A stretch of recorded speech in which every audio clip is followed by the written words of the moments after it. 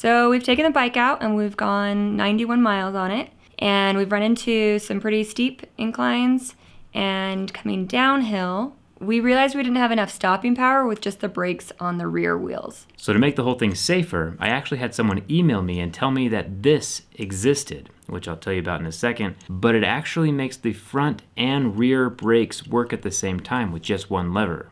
So that's what we're gonna do today. You ready for that thing? Let's get started.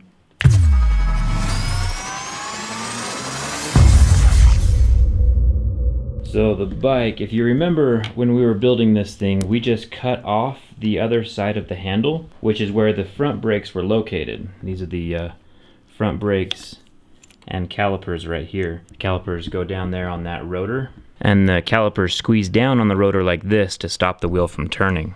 And initially we just left the front brakes off because obviously we're missing the second half of the handlebar when she uses this to turn the wheels. So what we're gonna do is we're gonna take the rear brake line, reinstall the front calipers, have the front brake line coming to the same handle, and this is going to take the place of this. When you pull down on this brake lever, it pulls both the front and rear brakes equally, which is pretty convenient and a very inexpensive solution to our problem. These things only cost like 10 or 15 bucks. I'll leave a link down in the video description below. So one thing these the stock brakes do have is an electronic component, and when the brakes are squeezed, this supposedly stops the electric motor from turning. So Cambry will just have to remember to let off the throttle when she adds the brakes. And these bolts right here have a slit in them so that the brake line can come out of the handle. Then the handle's free, and we have the front brakes ready to be installed on the rotors again.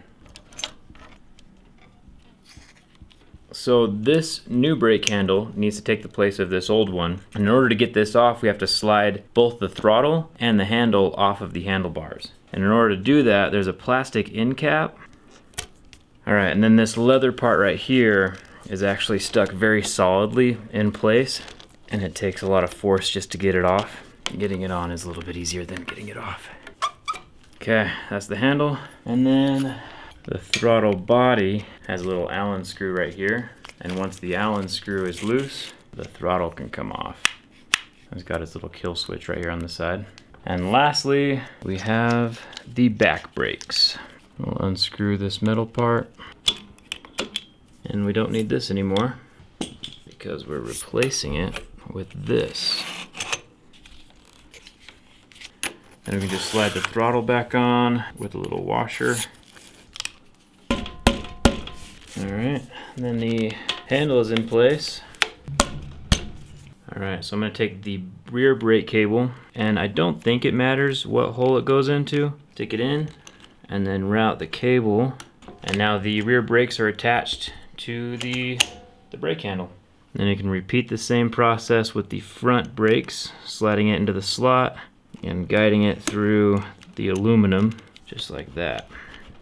So both of my brakes are pretty well set. They're kind of loose right now. This is more for like fine tuning the tension of the brake cables so they can be tighter. But most of the adjustments will need to be made down here with this little Allen bolt, and then pulling this wire to make sure that the brakes aren't constantly touching the rotor. So there's a little bit of a gap, but that the brake handle will be able to clamp the brake pads over the rotor when it needs to.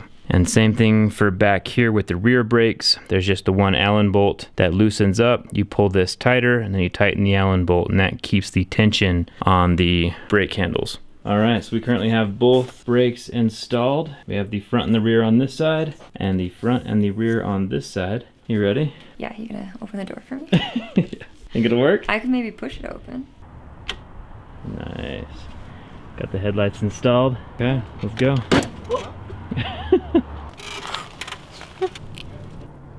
Let's do it.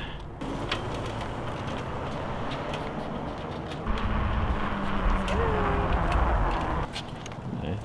Do they work? Yeah. You gonna make it? Yeah.